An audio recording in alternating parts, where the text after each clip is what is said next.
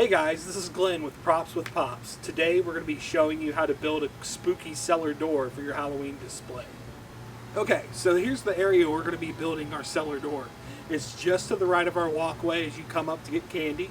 So we think it's a perfect spot to get the right scare factor we're going for. First thing we got to do is clear out this area so we can start measuring and building. See, all cleared out. Now our space is 5 feet long, 45 inches wide, and 24 inches tall. Now your layout can be whatever size you want it to be, but this is what works well for us to fit between the stairs and the bushes that we have in place to make it look like it's been there the entire time.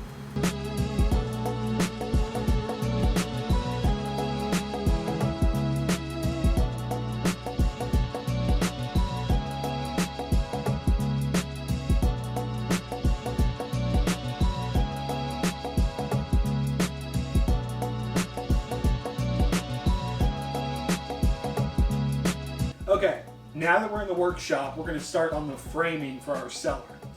Now the tools you'll need for this are a circular saw, chop saw, tape measure, pin, speed square, drill, and 3-inch screws.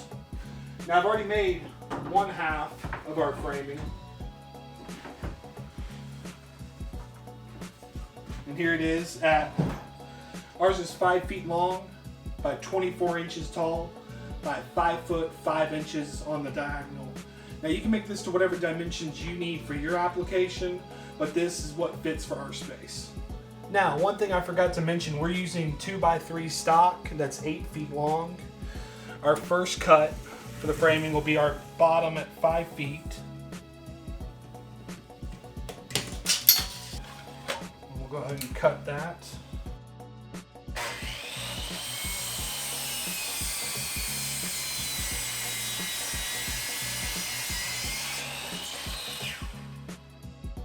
Now hang on to your scrap pieces because we'll use this for the other parts of our framing. Okay, now we'll use that scrap piece I mentioned as our upright for the back of the diagonal. We'll secure with a 3-inch screw.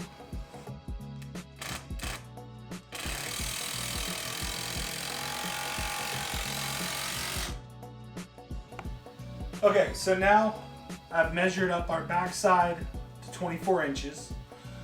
I'm going to line up our next piece of 2x3 to that mark, and then we'll line up the other end to the corner of the bottom piece. We take our pen, we scribe the back side here on this piece, and then we scribe the underside on this piece. Then we're going to take our speed square, roughly line it up and eyeball it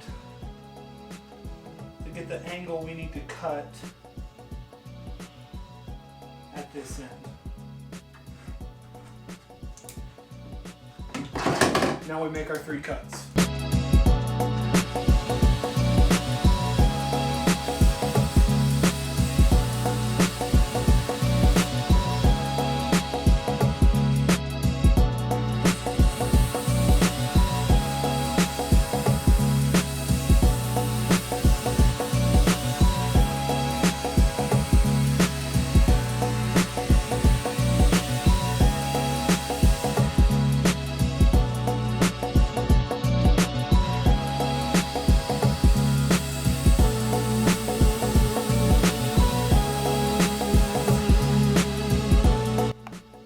Alright, now that we have our diagonal cut, it's as simple as lining it up and screwing it in place.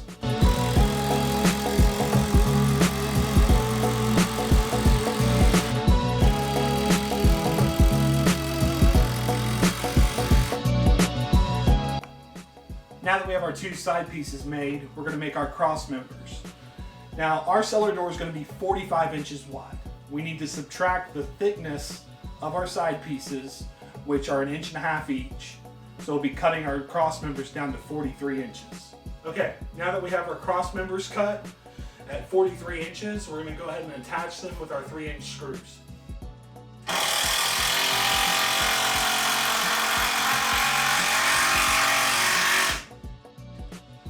Okay, So here's the basic frame for our cellar door. We're going to throw in some additional bracing once we know where our motor's going to go. That's going to make the doors open and close. But first, we need a trip to the junkyard. That's where we're going next. Okay guys, here we are at Pull Apart, where we're going to get the wiper motor to make our cellar doors open and shut. Okay, so now that we're out here at the junkyard, we've got ourselves a 2003 Jeep Grand Cherokee. Now you can use any really make or model vehicle. This is just an easy access one that we found that works well for us. First, we're going to remove this panel here in front of the windshield to access the motor.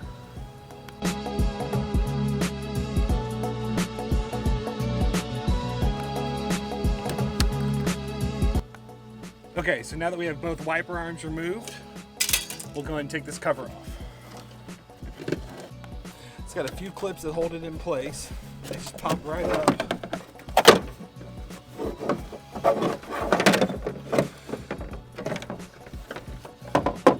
And there's our wiper motor right there. Okay, so now we're going to remove the 10mm bolts that hold the motor in place.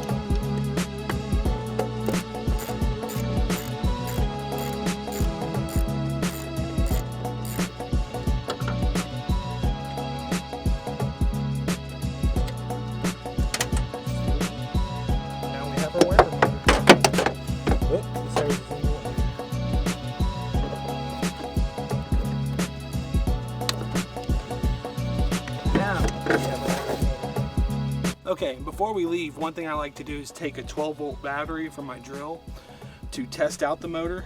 Use my wire strippers and strip back a positive and negative. You can see the battery's marked negative and positive. So you stick the leads into there. And there we go. Our motor works. Okay, now that our framing's done, we're going to cover the sides and the front edge with this old fencing that we have to give it a nice weathered look, like it's been there for a really long time. The tools we're going to use today are Sharpie, speed square, circular saw, and a finish nailer with an air compressor. If you don't have an air compressor and a finish nailer, screws and a drill will work just fine. Okay, so we're going to take a piece of our old fencing, line it up here on the back edge, use our Sharpie, scribe along where we want to cut so it matches the angle. Then we're going to cut it with our circular saw.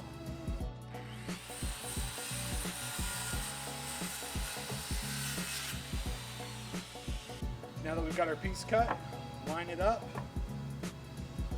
nail it in place.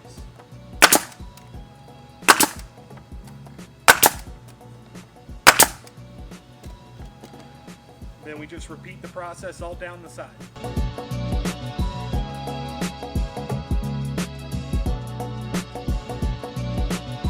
Okay, now that we have this side done, we're going to repeat the same process on the other side. Okay, now that we have our sides done, we also threw in a front trim piece there to cap off the end to hide the exposed wood to keep that weathered look all the way around. Next, we're going to work on the doors. We're going to do double doors split right down the middle. Okay, now that we have our boards mocked up, you can really get to see an idea of what the cellar is going to look like. We are going to now scribe from the bottom side the top edge for these boards. Since we have it lined up at the bottom flush where we want it, we'll scribe and cut these to length. Okay, now that we've got our boards cut to length, I cut some runners to go across the top, the bottom, and then diagonal to tie in all the pieces together. We'll secure those with brad nails, flip it over, and secure it with screws so it's really strong. Okay, so we have our completed siding, framing, doors. We are good to go to get the hinges mounted, to get the doors finally in place where we want it. Then we can start working on the electronics to make the doors open and close and light up. Okay, so we're back in the workshop. Now we're going to work on our hinges as well as the electrical. First, we'll knock out the hinges for the doors. Now we're just going to use some basic 3-inch hinges that we got from the hardware store. First, we'll remove the door, set it to the side. Now, we want to mount our hinges towards the top and to the bottom where we have these cross braces, so it gives us more for the screws to grab into, and those 2 layers of wood instead of just coming through the one piece.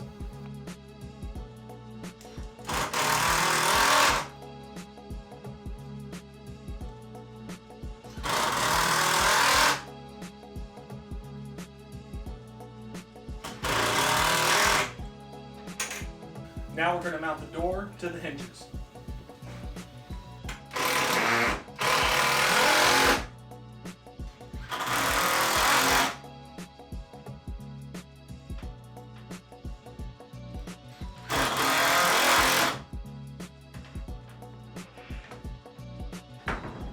There we go.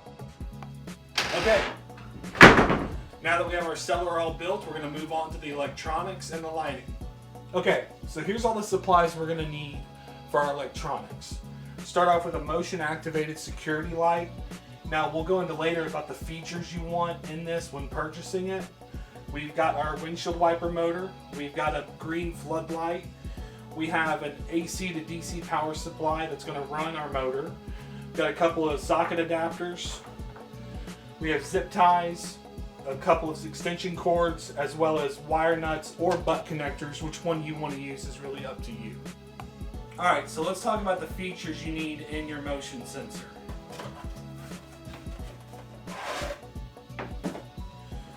Now, on the sensor itself, you have a test, a 1 minute, a 3 minute, and a 10 minute.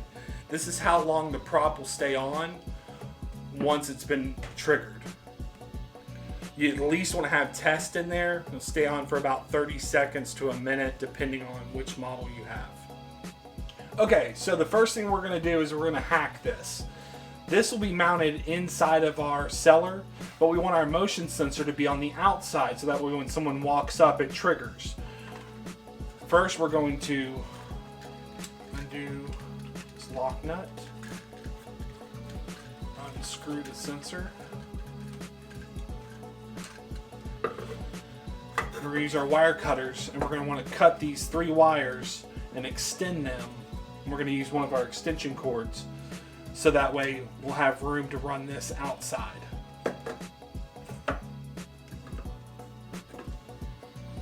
Make sure you leave yourself enough wire to work with on both ends.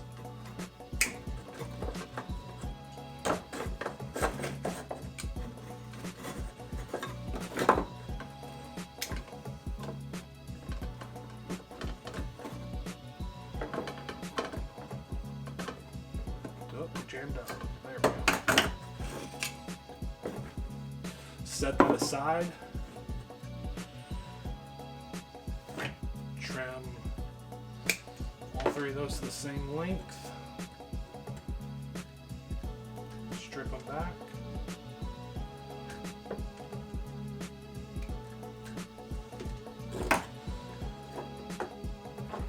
And now we're going to take our extension cord.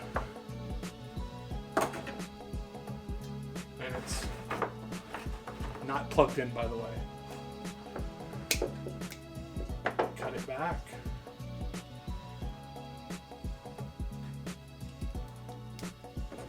Strip off the exterior sheeting. And now we'll just match up white to white, black to black, and we'll use the green ground for our red trigger.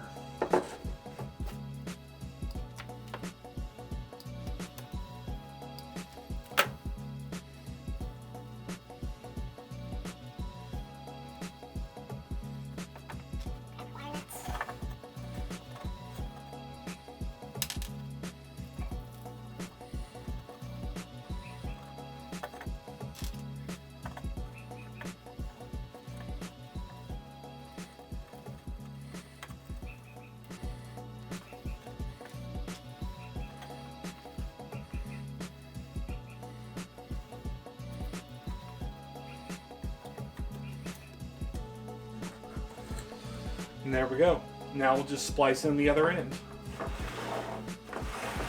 And one trick I'm going to use for that is, you notice when I cut the end of the extension cord off, I left a few inches. We're going to run it back through the housing and wire in our 3 connections. So that way, when we take our prop up and down, we can just unplug it and plug it in when we want to route this to wherever we're going to mount it.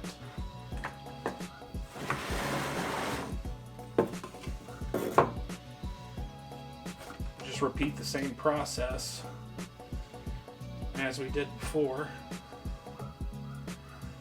so that way all of our wires line up. Okay, now that we have the pigtail wired in for our motion sensor extension, we're going to take another extension cord that I've already cut the end off of and split and strip back the wires. We're going to run it through the same hole as our motion sensor pigtail. This way we can mount this flat inside of our prop.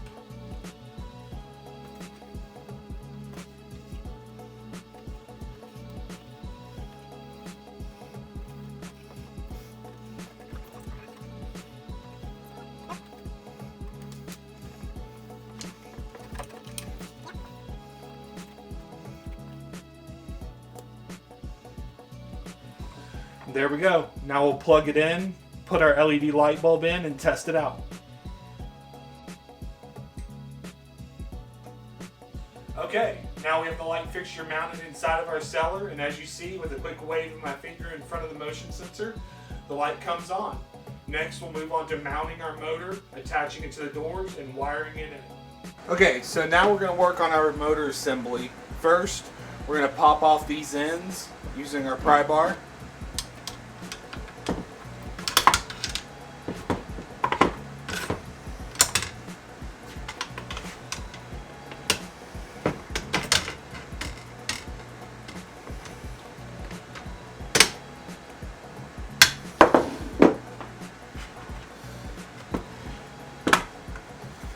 Then we're going to drill out these rubber end caps so that way we have the holes here at the end of the bracket to mount to the doors.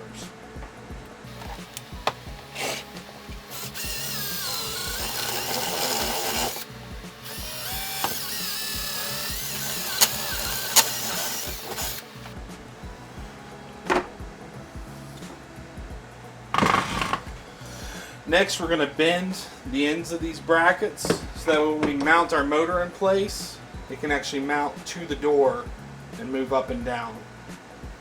Okay, so now that we have our linkages popped loose and our ends drilled out, we're going to bend these ears to a 90-degree angle to be able to mount them to the doors.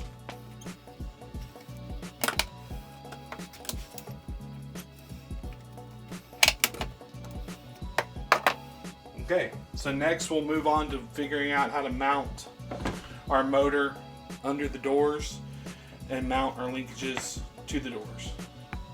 Okay, so we cut another cross member using a scrap piece of the 2x3 we had left over from the framing. We centered our motor assembly and mounted it down using some of these 1/2-inch conduit straps that we got from the hardware store. Next, we'll move over and make sure we're lined up with our doors and get it mounted in place. Okay, so we've got our cross member mounted in place. I went ahead and connected one of the linkages to the left door. We did have to use a screw with a washer because as you saw, the end of the linkage is such a large hole in it, the screw would just passed right through. Now, to give you a little demonstration of what it looks like, here it is on test for the motion sensor.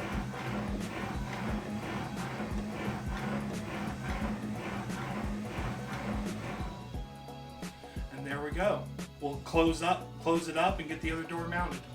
Okay, and here's a view from the back side. You can see our 12-volt power supply right there, wired into the wiper motor, going to the socket adapter we bought for the light. And again, we'll trigger it. And that's what it looks like from below.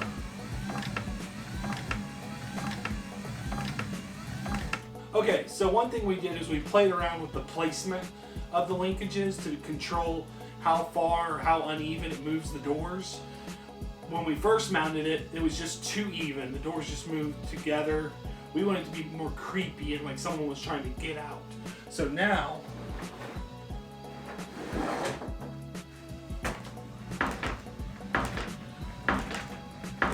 There we go. Okay, here's the finished product in place. We weathered it a bit more using some extra paint we had laying around the shop, and I really love how this turned out with this nice spooky feel. It's now ready for the perfect trick-or-treaters to come up and get scared.